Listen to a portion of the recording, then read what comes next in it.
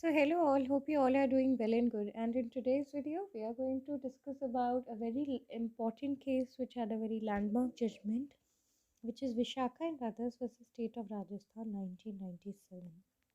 So date of the judgment of this case was 13th of August 1997. So the background of this case was that there was a field worker Banwari Devi, and she was a social worker, and she used to stop child marriages in villages. So there was an incident on 22nd September 1992. So as she was a social worker, so Banwari Devi was sexually assaulted by landlords of Gujjar community, by 5 landlords, as she raised her voice against child marriages. Now, police was reluctant to file complaint, believing that upper caste men cannot rape a low caste women. So now you see, this is all this happened on 1992. So you see, this was the ideology of people during that time, that there was so much discrimination on the basis of religion, caste, creed. Now, the trial court acquitted the 5 accused, and there was a writ petition. So, what happened was that there was an NGO activist who filed PIL by the name of Vishakha,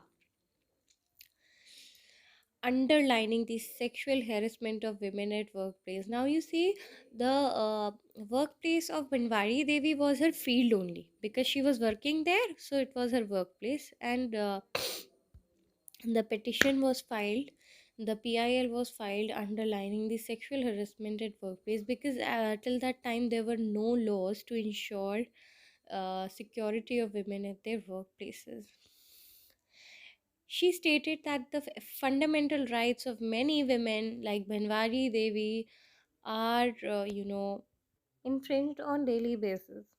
So now let us look onto the arguments in the court. So we must know that sexual harassment at workplace is an active violation of Article 14. Article 15, Article 19, Section 1 and Article 21 of Constitution of India are violated by sexual harassment. As Article 19 is a part of work under dignified living, as we all work, we need dignity, and Article 21 ensures that. And if any woman is being or exploited, that is against her dignity, that is not dignified. We must also know that the court brought Vishakha guidelines for the protection of women at workplace. Now you must know that what Vishakha guidelines are. So Vishakha guidelines are basically a set of rules and regulations that are to be followed for the protection of women. Now the court brought Vishakha guidelines. Vishakha guidelines were basically a set of rules for the protection of women at workplaces. As we talked about this already, court held that fundamental rights are violated and right to life and liberty were violated under Article 14, 15 and 21. Now we must also look at how right to life and liberty were violated. As if someone is being exploited physically or mentally, it really affects your life and liberty. Now, Article 19, Clause 9 is also being violated, as it is to practice, profess any profession or to carry out on any occupation, trade, or business. Now, let us look on to this very special act which was brought into year 2005 and was amended on 26th October 2006. It was originally published on 14 September 2005, and this particular act is PWDVA, or Protection of Women from Domestic Violence Act.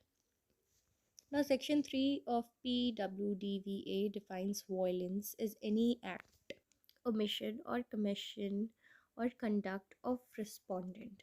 It involves physical abuse, mental abuse, verbal abuse, sexual abuse, and emotional abuse.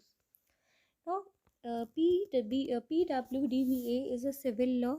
Its motive is to provide compensation as well. Now, you must know this law is victim driven.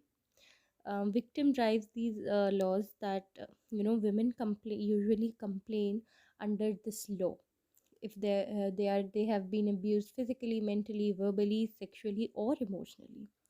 Now it involves domestic relations of wives, mothers, daughter, live-in partners, etc. Thus, the protection in PWDVA, or protection of women from domestic violence, is not only limited to matrimonial household cases. It provides women an access to justice and early access. So now let's talk about the features of Vishakha guidelines. So, Vishakha guidelines define sexual harassment as an unwanted sexual determination which is directly or impliedly intended to cause physical contact, physical advances, or demands for sexual favors or requests for sexual favors at workplace when two people have a work relation, have a formal relation, or sexually colored remarks or showing pornography, etc., or any other unwelcomed conduct, whether it is physical, verbal, or non-verbal, is defined as sexual harassment under Vishaka guidelines. Now, it is the duty of every employer to file a complaint against such issues. Now, obligation of employer to file a complaint if the conduct towards an employee amounts to a criminal offense which is punishable under Indian Penal Code. Now, the employer needs to file an action or make an action and ensure that the victim is not further victimized, further tortured. Now let's talk about the Complaint Redressal Committee.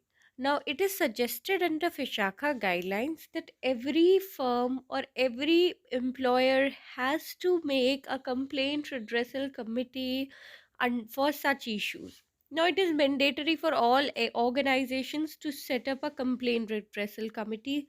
Now such committees ensure that the complaints of the employers are dealt with proper and suitable actions. Now, it is also the duty of employer to spread awareness. Now, spreading awareness is also an important duty or a moral duty. And the second duty is to make female workers aware of their rights. Every person, every women worker who is working should be aware of Vishakha guidelines. Now, government should also be responsible. The guidelines should also urge the center as well as state government to pass the necessary legislation so as to ensure the private sector is also bounded by these guidelines. And now we must know that this would help in growth and prosperity of the women as well as nation as a whole. Because you see, in the census of 2015, the population of women were 60.47 crores. So if they are not, they are not growing, they won't grow or they won't prosper. The women and the nation as a whole would lack in the field of development. Here you must very importantly know that the Vishakha guidelines were later on replaced by the Sexual Harassment of Women at Workplace Prevention, Prohibition and Redressal Act in 2013. Now you must know a little background as well. Before 1997 there were no formal guidelines for how an incident dealing with sexual harassment be dealt by an employer. So, this was all for today. I hope you understood the topic nicely. Thank you so much. Keep watching. Stay tuned. Bye bye.